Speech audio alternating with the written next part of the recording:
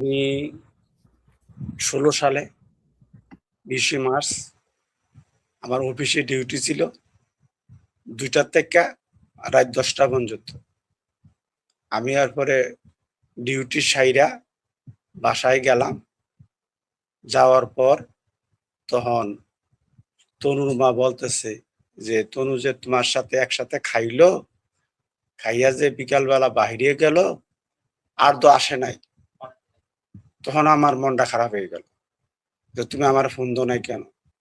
কয় যে আমার তো ভালো লাগছে না, আমার অস্থির অস্থির লাগতেছে, তোমার যে আমি জানাবো ওই জিনিসটা তো আমার খেয়াল ছিল না। তো আমি কইলাম তুমি আমার ফোন দিতা যদি আমি আসতাম তোমার কাছে। কয় আমার খেয়াল ছিল না। আর আমার তখন ওই ছোট ছেলেটা রুবেল তে ছিল বাসা। তখন আমি করলাম কিছু চলো আমি দেখতে হবে মেয়েটা কই আছে। তখন আমি বাসার থেকে বার হইলাম, আমি আমার ছেলে রুবেল বার হইয়া যাওয়ার পর অনেক রাস্তা গেলাম ওইদিকে। যাওয়ার পর তখন আমি বললাম যে ও যে প্রাইভেট পড়াইতে গেছিল সার্জেন্ট জাহিদের বাসায়, সে ওইখান থেকে আসছে কিনা? কয় না।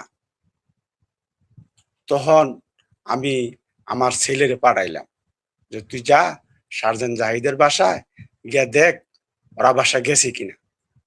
তখন আমার ছেলেটা গেছে। আর আমি তখন ওই এক মাস্টার ছিল, ওই মাস্টারের লইয়া ক্যান্টনমেন্ট স্কুলের স্যার ছিল, ওই স্যার শুদ্ধা আমি শুদ্ধা এরপরে ওই জায়গা দেখতে গেলাম। খুব বন জঙ্গল। এরপর দেখলাম যে কি একটা কালবাটার উপরে একটা জুতা পরে আছে। ওই জুতাটা পাওয়ার পর আমি তো নিশ্চিত হইলাম যে এটা আমার মেয়ের জুতা।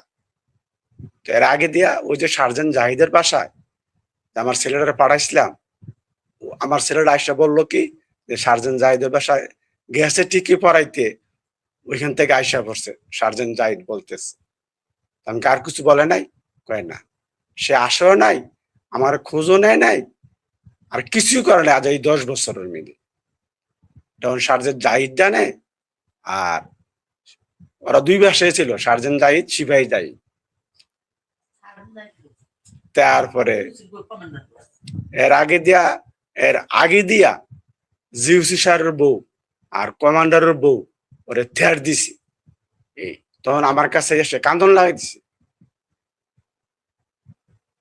কান্দার পর তো আমি বললাম যে তুমি যে কান্দা লাভ নাই, তারা যদি চলে যাম আর কি করা আছে। মানে থ্রেডটা কেন দিল? কাকা থ্রেডটা কেন দিয়েছিল? থ্রেডটা দিয়েছিল তারা একটা অনুষ্ঠান করতেছিল।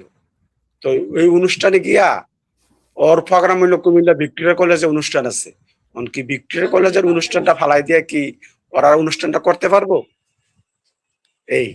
এই জন্য করছে কি, কয় দেখি তুই কে বাজে থাকস, কি বাজে ইয়া করস, কমান্ডারের বউ আর জিউসির বউ এই দুজনে ঠেট দেওয়ার পর সে এসে আমার কাছে কাঁদছে। আমি তো মরবো, আমি বাঁচবো না, আমি মিথ্যা কথা বল যদি বলি, আমি তো মিথ্যা কথা বলি তাহলে কাল হাসরের আমার গর্ব। তো তুই মিথ্যা কথা বললে মানুষের ফাঁসায় এসো, আমি মিথ্যা কথা বলবো না, যেটা সত্য আমার মেয়ে বলছে আমি এটা আপনার কাছে বললাম। আর লাস্টটা ওইখানে আমি যখন যাই তখন আমার ছেলেরে নিয়ে গেলাম নিচে, কালভারটার নিচে।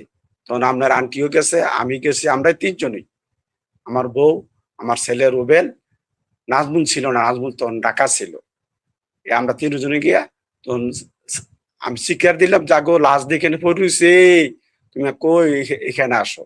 তখন তারা 2 জন গেল, গিয়া দেখে পূবে আরে দক্ষিণে আর উত্তরে লাশটা ফালাই রাখছে একদম সোজাসুজি। 2টা মোবাইল ছিল, 2টা মোবাইল 2 পাশে পড়িস।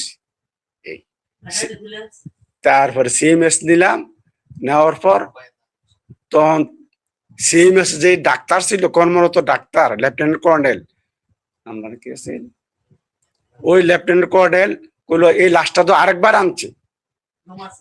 সে আমার বলছে, আমি জানি না, আল্লাহ জানে। তখন আমি বললাম যে আপনি কিছু বলেন নাই লাশটার কথা? তখন উনি আর কিছু বলে নাই আমাকে। তখন উনি 2 মাস পর এখানে থাকার পর ওনারা পুস্টিং করে দিছে। ওই ডাক্তার একজন লেফটেন্যান্ট কর্নেল ছিল, ডাক্তার, উনি তখন এই তো পুস্টিং হয়ে গেছে। এই আর এই লাশ জিয়াদো বা এই কেস জিয়াদো কত ডিজিএফআই, কত আইন শৃঙ্খলা বাহিনী আমার হয়রানি করছে, এটা ধর আমার কন মতো না। আচ্ছা 10 বছর হয়েছে আমি যে বাচ্চা রয়েছি এই বেশি আল্লাহ আমার বাঁচাই রাখছে। তো জানি না, আল্লাহ জানে, আমার মা বাবার দোয়া আছে, আমার এটি বিশ্বাস মনে হয়।